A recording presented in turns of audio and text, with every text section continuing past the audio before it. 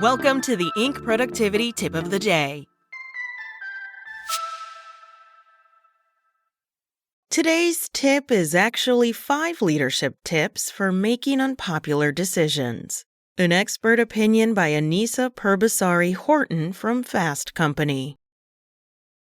Making difficult decisions is an inevitable part of being a leader, and at times those decisions are unpopular. Yet in instances when it requires the efforts and cooperation of their team members, leaders have to find a way to get buy-in from the people that oppose those decisions in the first place. This isn't easy and requires a delicate balance. Arivi Vargas, executive coach and author of Your Time to Rise, Unlearn Limiting Beliefs, Unlock Your Power, and Unleash Your Truest Self, shares some of the considerations that you should think about when you need your team to get on board with your decision. Sometimes a decision is only unpopular due to lack of context. Employees have no idea how their boss came to the decision, and as a result, they might have their own narrative of what transpired. That's why it's up to the leader to explain why they have to make the decision in the first place, and disclose any organizational constraints that apply.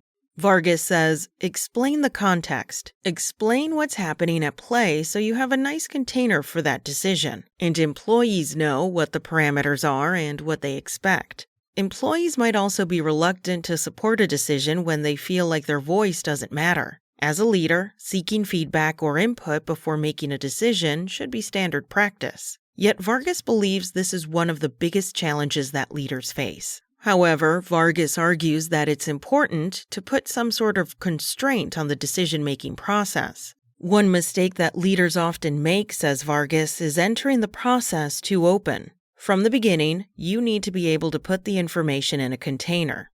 What information do I need? Who do I need information from? And you have to decide in advance how much is enough. This might look like limiting the number of focus groups or amount of survey responses. It's also important to figure out the appropriate forum to communicate, both when it comes to announcing a decision and seeking feedback. Vargas says that if you have a small team of fewer than 10 people, you need to meet with them one-on-one. Many leaders might argue that they don't have time for it. However, if you really care about bringing your team along, you have to invest the time and energy to show that you care. If it's a big team, surveys and focus groups are great options for soliciting feedback. While town halls can be effective for giving announcements, they are not always the most appropriate forum for getting honest feedback. Vargas does note, however, that even with the right method of communication, honest feedback can only come from organizations that have built foundational culture where there is trust, respect, and psychological safety. Without the right foundation, the whole process becomes much more difficult. Making unpopular decisions is a crucial part of leadership. Yet Vargas believes that many leaders struggle with it because they want people to like them. For most people, it's really difficult for them to have these challenging conversations because they've never really had to have them. But leaders have to be prepared to make tough calls and understand that there is a difference between being liked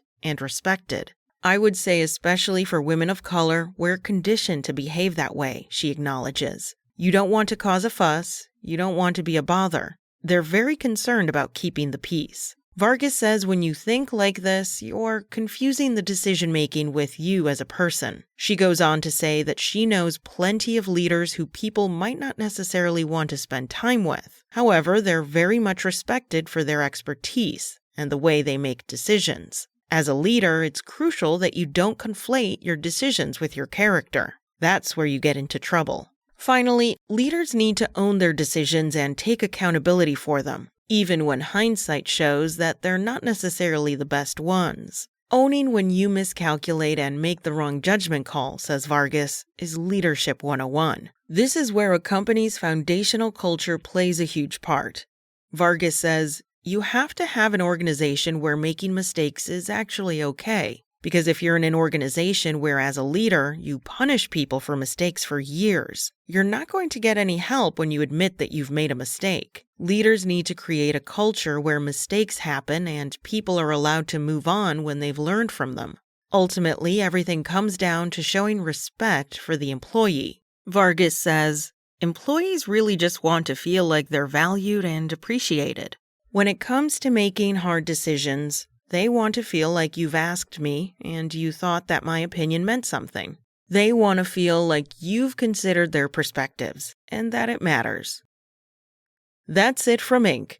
Check out more articles from today's top business coaches and thought leaders at Inc.com. Come back tomorrow for another tip from Inc.